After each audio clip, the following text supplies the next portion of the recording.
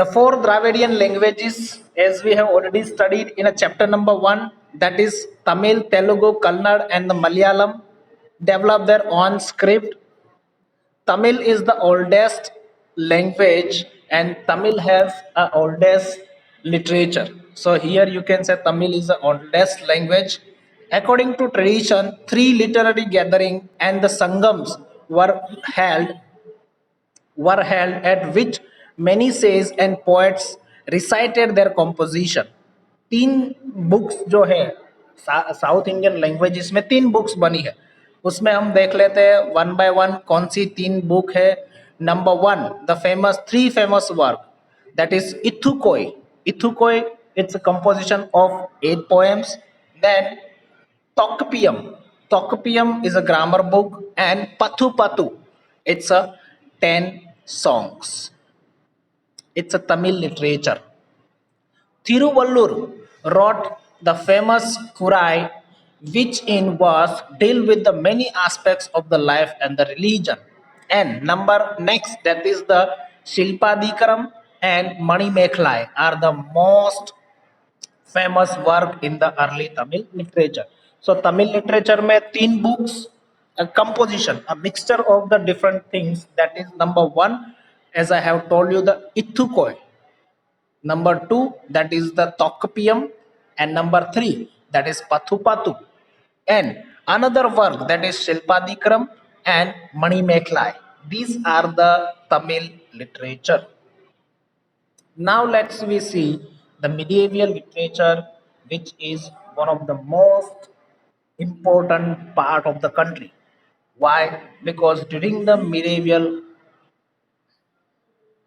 literature and during the medieval period, that is the मध्यकालीन भारत जो समय था उसमें the various different tribes from the Arab, Turk, Afghanistan, then the various other tribes came from the different parts of the country, and especially the Muslim Turks and the tribes came to the India.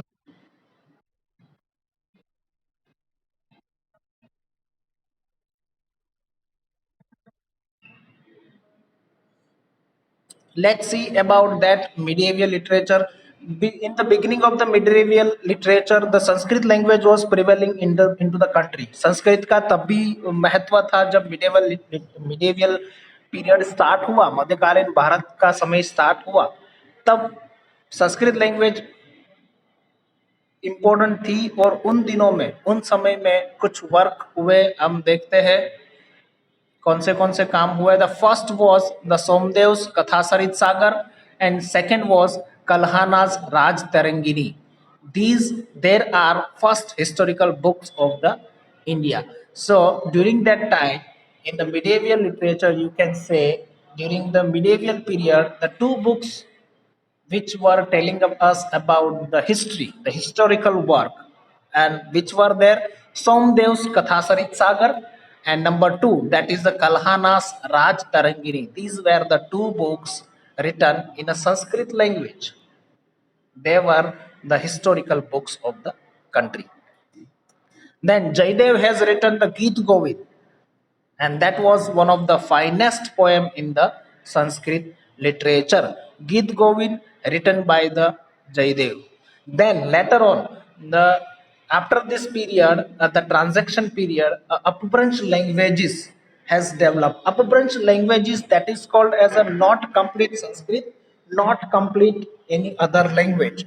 And as I told you earlier, that Sanskrit is the mother of the various Indian languages, so called as a Hindi, Gujarati, Bengali, Punjabi, and Marathi. So that was the upbranch languages, not completely Gujarati, not completely Sanskrit, not completely Hindi, not completely Sanskrit. Such type of the languages called as upbranch languages. So during that time, the Hindi was become most famous language among the northern India. And in that Khadi Boli, that is upbranch Hindi Sanskrit mix, a work has been done which is called as a Prithviraj Raso, written by Chandabardai. Chandabardai, basically Chandabardai was had a three relationship. with the Prithviraj Chauhan. Prithviraj Chauhan was ruling over the Rajasthan. Chandabardai was the minister of the Prithviraj Chauhan. Chandabardai was a very good friend of the Prithviraj Chauhan, and Chandabardai was brother-in-law of the Prithviraj Chauhan. उनका साला होता था वो, Chand Bardai. Okay, and he had written the Prithviraj Raso, a story, a biography of the Prithviraj Chauhan in the Hindi language. Sanskrit literature made a great stride in the South India. For some time, Jainism influenced the Kannada literature. Okay. Now here we are going to discuss about the three people. Kannada literature, in the Kannada literature, three poets were there called as a Pampa, Puna and Rana. Three poets were there. Pampa composed a two book, that is the Adi Puran and Vikramarjun Vijayant, was written by the Pampa. Puna. Puna has written a book which is called as a Shanti Puran. And number three, person number three, that is the Rana. He composed a book. He composed a two book, that is Ajitnath Puran and Gadayudh. So these were the three prolific poets in the Kannada literature. They have contributed in the Kannada language. Pampa, Puna, Rana. Pampa and Rana, these both had written the two books, while Puna has written only one book. The poet Kamban. Kamban was the name of a poet, and he had written the Ramayana in the Tamil language. Here it's a Tamil language. Okay. Then Khadi Boli Hindi developed. Khadi Boli Hindi developed. Urdu was developed during those time. It's a Mughal period. Mughal were ruling over the India at that time. The Persian language, so called as a Farsi. The Turkish language, Turk, Farsi, Urdu, and Hindi were developed during the time of the Sultanate period and during the time of the Mughal period. Khadi Boli and the Brij Bhasha began to use for writing a literature. Many devotional songs were composed in these languages. Many heroic poems and the stories were composed in the Rajasthani language, which similar to Hindi and Gujarati. The heroic work like Allah, Udal, and Visaldes Raso were popular at that time. A book called Chandrayaan, written by the Mullah Daud, is oldest book in Audhi language. Audhi, Magadhi, Bihari, Bhojpuri, Khadi Boli. These were the upbranch languages. Brajbhashi, that is also one of the upbranch language. Maybe those people who are living, who are belong to the North India, especially Bihar and Uttar Pradesh, they might have heard this name of the different languages. That is Magdi, Brajbhashi, Maithili. Maithili is also one of the language. Maithili. Okay. Then Hindi, Khadi Boli, Bihari. These are the different languages. Basically they are dialects, not a complete language. इनको dialects बोला जाता है जो similar to other languages होता है. वो mixture form होता है. जैसे कि सौराष्ट्र में आप देखें, गुजराती में भी काठियावाड़ी गुजराती है.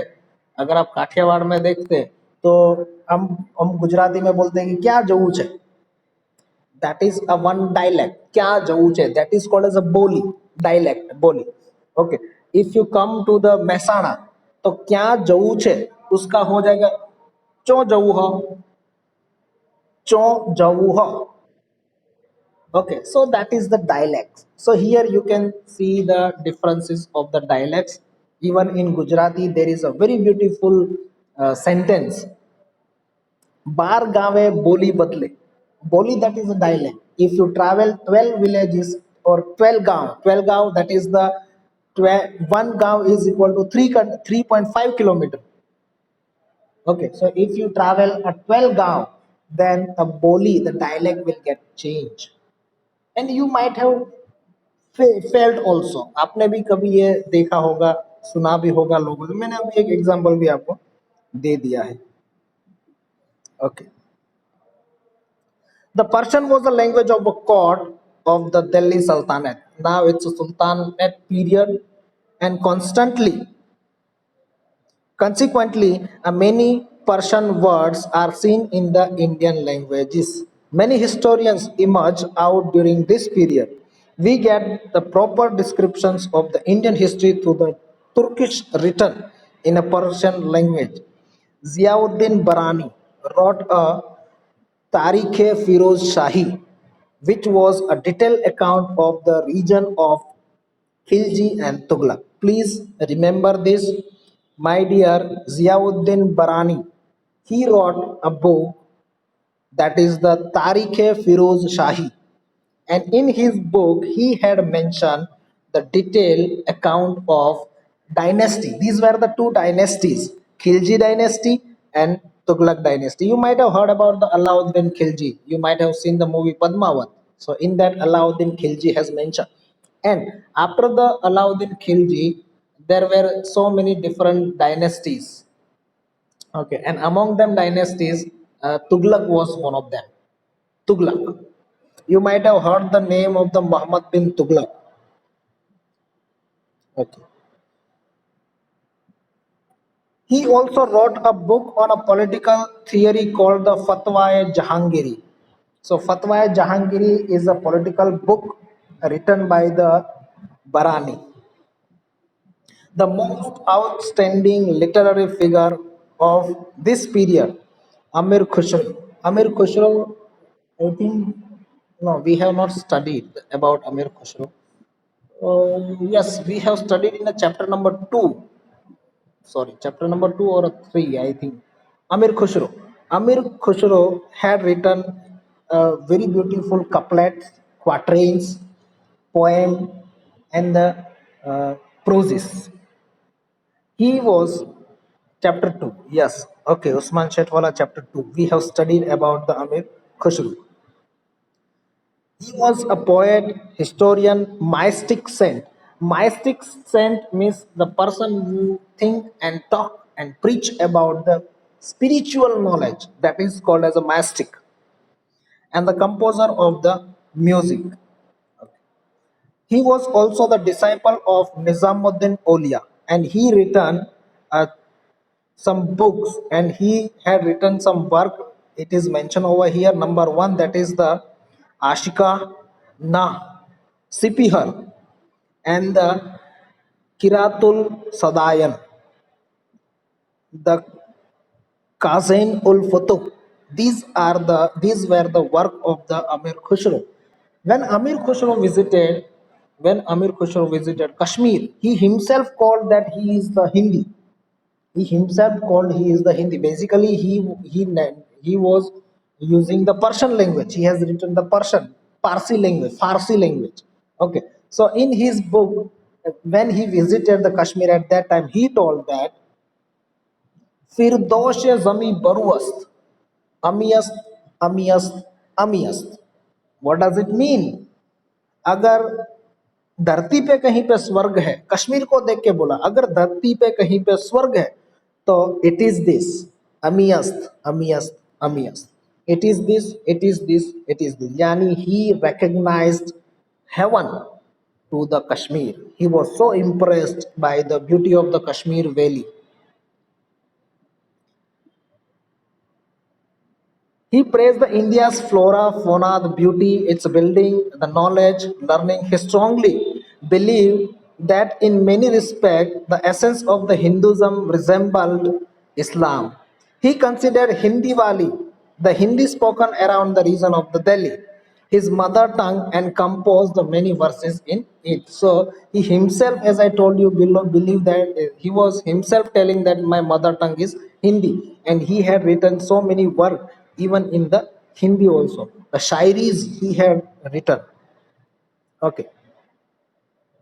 गालिब भी एक नाम है जो बड़ा अच्छा नाम है, Ghalib. Ghalib had also contributed in that. Okay. So many Persian work he has translated in Hindi, and Hindi work he has translated in the Sanskrit. The regional kings gave a great impulse to the regional languages and the literature. The Bhakti saint preached in a language of the people, common people. Bhakti saint like Kabir Das, Rahim, then Tukaram, then Chaitanya Mahaprabhu, Narsi Mehta, Mirabai, and Surdas. Okay, they have started preaching the knowledge of spiritual knowledge in the native language so that the people can easily understand. The 15th and the 16th century called as a bhakti movement, the bhakti movement was started during this time especially. So many saint has contributed a lot in the completely devotional songs, devotional poems, couplets, chappas, and so on. Chappas, they are called as the quatrains of the six lines. That is chappas.